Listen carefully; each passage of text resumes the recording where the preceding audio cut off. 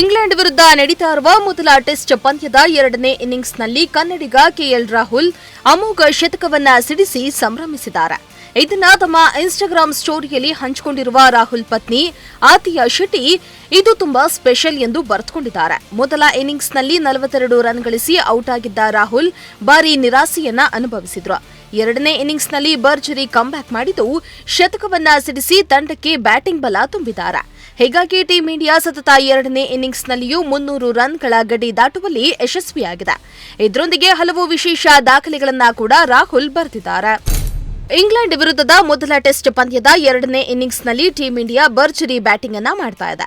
ಕನ್ನಡಿಗ KL Rahul ಅವರು ಶತಕವನ್ನ ಬಾರಿಸಿದ ಬೆನ್ನಲ್ಲೇ wicket keeper Rishabh Pant ಅವರು ಮತ್ತೊಂದು ಸಿಡಿಲಬ್ಬರದ ಸೆಂಚುರಿಯನ್ನ ಸಿಡಿಸಿದ್ದಾರೆ. ಹೆಡಿಂಗ್ಲಿ ಕ್ರಿಕೆಟ್ ಸ್ಟೇಡಿಯಂನಲ್ಲಿ ನಡೀತಾ ಇರುವ ಮೊದಲ ಟೆಸ್ಟ್ ಪಂದ್ಯದ ಮೊದಲ ಇನ್ನಿಂಗ್ಸ್ನಲ್ಲಿ ಭರ್ಜರಿ ಬ್ಯಾಟಿಂಗ್ ಮೂಲಕ ಟೀಂ ಇಂಡಿಯಾ 471 ರನ್ಗಳನ್ನ ಕೂಡಿ ಹಾಕಿತು. ಇದಕ್ಕೆ ಉತ್ತರವಾಗಿ ಇಂಗ್ಲೆಂಡ್ ಟೀಮ್ 465 ರನ್ ಗಳಿಸಿ ಆಲ್ಔಟ್ ಆಯಿತು. ಇದರಿಂದಾಗಿ ಭಾರತದ 6 ರನ್ ಮುನ್ನಡೆ ಪಡೆದುಕೊಂಡಿತು. ಎರಡನೇ ಇನ್ನಿಂಗ್ಸ್ ಆರಂಭಿಸಿದ ಟೀಂ ಇಂಡಿಯಾ ಆರಂಭದಲ್ಲಿ ಸಂಕಷ್ಟಕ್ಕೆ ಸಿಲುಕಿತು. ಆದರೆ ಈ ವೇಳೆ ಫೀಲ್ಡಿಂಗಿಗಿಳಿದ ರಿಷಬ್ ಪಂತ್ ವೇಗವಾಗಿ ಬ್ಯಾಟಿಂಗ್ ಮಾಡಿ ಕೇವಲ 130 ಬಾಲ್ಗಳಲ್ಲಿ 13 ಬೌಂಡರಿ ಹಾಗೂ 2 ಅದ್ಭುತವಾದ ಸಿಕ್ಸರ್ಗಳಿಂದ ಸೆಂಚುರಿಯನ್ನ ಸಿಡಿಸಿದ್ರು. ಈ ಮೂಲಕ ಒಂದೇ ಟೆಸ್ಟ್ನಲ್ಲಿ 2 ಶತಕ ಸಿಡಿಸಿದ ಭಾರತದ ಮೊದಲ ವಿಕೆಟ್ ಕೀಪರ್ ಬ್ಯಾಟ್ಸ್ಮನ್ ಅನ್ನು ದಾಖಲೆಯನ್ನ ಕೂಡ ಬರೆದಿದ್ದಾರೆ. ಅಮೆರಿಕದಲ್ಲಿ ನಡೀತಾ ಇರುವ ಮೇಜರ್ ಲೀಗ್ ಕ್ರಿಕೆಟ್ ಟೂರ್ನಿಯಲ್ಲಿ ಜೇಕ್ ಬ್ರೆಜರ್ ಮೇಕ್ ಗುರ್ಕಿ ಸಿಡಿಲಬ್ಬರ ಮುಂದುವರೆದಿದೆ. ಈ ಬಾರಿಯ ಟೂರ್ನಿಯಲ್ಲಿ ಸ್ಯಾನ್ ಫ್ರಾನ್ಸಿಸ್ಕೋ ಯೂನಿಕಾರ್ನ್ ಪರ ಕಣಕ್ಕಿಳಿತಾ ಇರುವ ಮೇಕ್ ಗುರ್ಕಿ ಎಂಐ ಯೂನಿಕಾರ್ನ್ ವಿರುದ್ಧ ಸ್ಫೋಟಕ ಬ್ಯಾಟಿಂಗ್ ಅನ್ನ ಪ್ರದರ್ಶಿಸಿದ್ದಾರೆ. ಡಾಲಾಸ್ನಲ್ಲಿ ನಡೆದ ಈ ಪಂದ್ಯದಲ್ಲಿ 3ನೇ ಕ್ರಮಾಂಕದಲ್ಲಿ ಕಣಕ್ಕಿಳಿದ ಯುವ ದಾಂಡಿಗ ಬರೋಬ್ಬರಿ 7 ಸಿಕ್ಸರ್ ಅನ್ನ ಸಿಡಿಸಿ ಅಬ್ಬರಿಸಿದ್ದಾರೆ.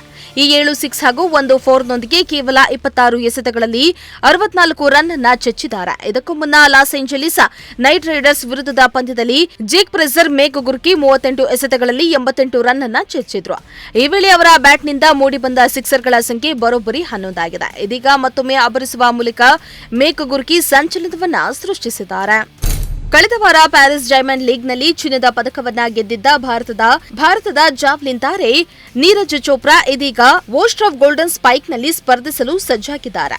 ಇಂದು ತಡರಾತ್ರಿ ನಡೆಯುವ ಈ ಕೂಟದಲ್ಲಿ ಮತ್ತೊಂದು ಪ್ರಶಸ್ತಿಯ ನಿರೀಕ್ಷೆಯಲ್ಲಿ ಕಣಕ್ಕಿಳಿಯಲಿದ್ದಾರೆ. ಪ್ರಸಕ್ತ ಋತುವಿನಲ್ಲಿ ಉತ್ತಮ ಲಯದಲ್ಲಿರುವ ಚೋಪ್ರಾ ದೋಹಾದಲ್ಲಿ ನಡೆದ ಡೈಮಂಡ್ ಲೀಗ್ ಕೂಟದಲ್ಲಿ 90 ಮೀಟರ್ ಗಡಿಯನ್ನ ದಾಟಿ ಇತಿಹಾಸವನ್ನ ನಿರ್ಮಿಸಿದ್ರು. ಫಿಟ್ನೆಸ್ ಸಮಸ್ಯೆಯಿಂದಾಗಿ ಕಳೆದ 2 ಆವೃತ್ತಿಗಳಿಂದ ಹೊರಗುಳಿದಿದ್ದ ನೀರಜ್ ಈ ಬಾರಿ ಪ್ರಶಸ್ತಿಯನ್ನ ಗೆಲ್ಲುವ ಗುರಿಯನ್ನ ಹೊಂದಿದ್ದಾರೆ. ಭಾರತದ ಮಾಜಿ ಸ್ಪಿನ್ನರ್ ದಿಲೀಪ್ ದೋಷಿ ನಿನ್ನೆ ರಾತ್ರಿ ಲಂಡನ್ನಲ್ಲಿ 77ನೇ ವಯಸ್ಸಿನಲ್ಲಿ ನಿಧನರಾಗಿದ್ದಾರೆ. ದಿಲೀಪ್ ದೋಷಿ ಸಾವಿನ ಬಗ್ಗೆ ಸೌರಾಷ್ಟ್ರ ಕ್ರಿಕೆಟ್ ಸಂಸ್ಥೆ ಮಾಹಿತಿಯನ್ನ ನೀಡಿದೆ. ದೋಷಿ ಭಾರತದ ಪರ 33 ಟೆಸ್ಟ್ ಮತ್ತು 15 ಏಕದಿನ ಪಂದ್ಯಗಳನ್ನಾಡಿದ್ದು ತಮ್ಮ ಪ್ರಥಮ ದರ್ಜೆ ಕ್ರಿಕೆಟ್ನಲ್ಲೂ ಅಮೋಘ ಸಾಧನೆಯನ್ನ ಮಾಡಿದ್ದಾರೆ. 32ನೇ ವಯಸ್ಸಿನಲ್ಲಿ ಅಂತಾರಾಷ್ಟ್ರೀಯ ಕ್ರಿಕೆಟ್ಗೆ ಪಾದಾರ್ಪಣೆ ಮಾಡಿದ ದೋಷಿ 33 ಟೆಸ್ಟ್ಗಳಲ್ಲಿ 144 ವಿಕೆಟ್ಗಳನ್ನು ಮತ್ತು ಏಕದಿನದಲ್ಲಿ 22 ವಿಕೆಟ್ಗಳನ್ನು ಕಬಳಿಸಿದ್ರು. ಇನ್ನು ಲೀಡ್ಸ್ ಟೆಸ್ಟ್ ಪಂದ್ಯದಲ್ಲಿ ಸೋಮವಾರದ ದಿನದಾಟ ಮುಗಿದ ನಂತರ ಚೇತೇಶ್ವರ ಪೂಜಾರ ಅವರು ದೋಷಿಗೆ ಗೌರವವನ್ನ ಸಲ್ಲಿಸಿದ್ರು. ಬಿಸಿಸಿಐ ಕೂಡ ದಿಲೀಪ್ ದೋಷಿ ಸಾವಿಗೆ ಸಂತಾಪವನ್ನ ಸೂಚಿಸಿದ್ದಾರೆ.